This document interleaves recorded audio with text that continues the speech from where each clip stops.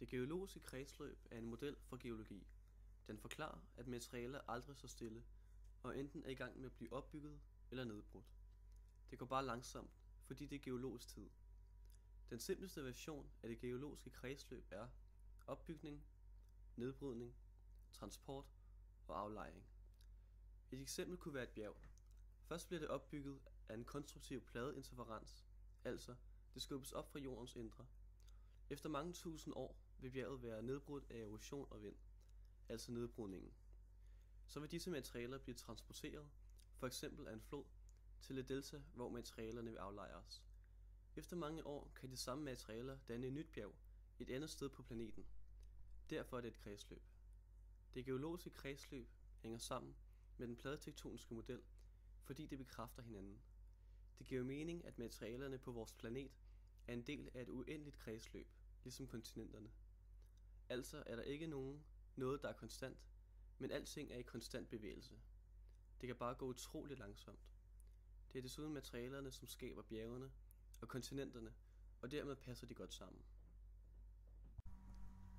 Metaller bliver brugt meget i nutiden, og det har været blevet brugt meget længe før nu. Det første metal, man anvendte, var metallet flint. Det blev brugt til stenredskaber og pottemærkunst. Senere begyndte man at bruge guld, sølv og kobber til at lave smykker. Dette foregik for omkring 6.000 år siden. En malm er et naturligt dannet mineral, eller en samling mineraler, som kan udvindes til en eller flere værdifulde mineraler, såsom guld, sølv eller jern. Malme er et sted, hvor det er teknisk eller økonomisk muligt at udvinde et eller flere materialer. Dog skal materialerne gennem en længere proces for at blive brugbart. En modsætning til malme er industrimineraler.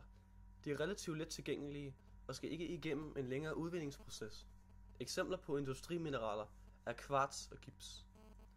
En malm kan dannes på to forskellige måder, nemlig ved højtemperaturdannelser og lavtemperatursdannelser. Ved højtemperatursdannelser bliver malmen dannet ved omsmeltning og magma, og selvfølgelig også ved høje temperaturer. Ved lavtemperatursdannelser bliver malmen dannet ved at det bundfald eller aflejres, og selvfølgelig også her har lave temperaturer.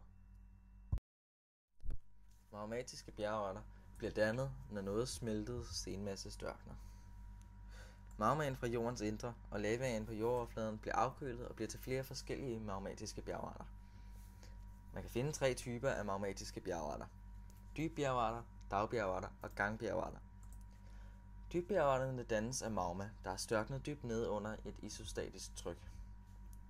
Dagbjergarterne dannes af størknet magma på jordens overflade. Temperaturen er faldet, og trykket er lavt, hvis man sætter det i forhold til det tryk, som dybbjergarterne er udsat for. Gangbjergarterne dannes ved, at magmaen er størknet i gangene og bliver derfor presset op til jordoverfladen. Det betyder også, at hvis den vulkanske aktivitet stopper, dannes gangbjergarten af den tilbageværende magma i vulkanens gang op til overfladen. Sedimentære bjergarter består af sammensatte sedimenter. Dannes af diagnese ved kompaktering, som betyder sammenpresning. Sedimentære bjergarter kan også dannes via udfældning af kalcit, kvarts eller jernoxid, altså via cementering. Metamorfe bjergarter dannes ved omdannelse af andre bjergarter, på grund af en stigning for både tryk og temperatur. Gnejs er et eksempel på en metamorf bjergart.